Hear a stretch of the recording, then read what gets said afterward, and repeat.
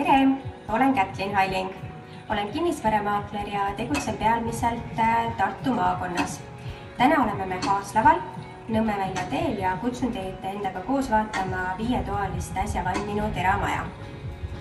Kõige esimesena tekib kohe tuulekoda, mida tavaliselt eramajades ei ole, aga mõlemale poole ust saab panna garderoobid. Siit edasi minnes jääb läbimaja planeeringuga ilutuba ja köök.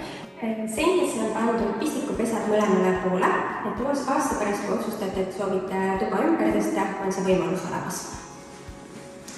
Teisele poole jääb köök. Kööki saab teha nii eelkujuliselt kui umbkujuliselt. Ja siiapoole maja jääb ka 2 magamistuba. Üks on siis vaatega maja ette, teine on maja taha ja nende vahepeale jääb palmituba.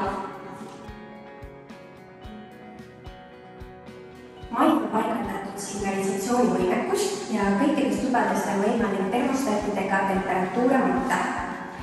Teisele poole maja jääb veel 2 magamistuba, vaatega maja ette ja maja kõrvale. Maja keskossa jääb külaliste toalett.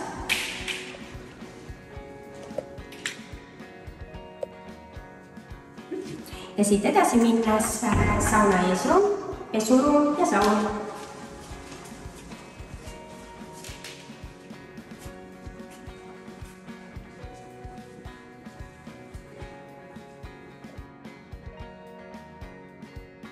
Maja taha jääb suur terrass, kuhu pääseb nii sauna eesruumist, elutoast kui ühest magamistoast, mis jääb siis maja taha.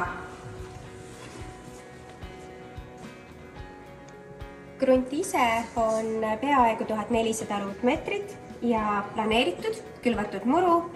Kui teil on küsimusi selle maja või mõne muu uusarenduse kohta, siis võtke minuga julgelt ühendust.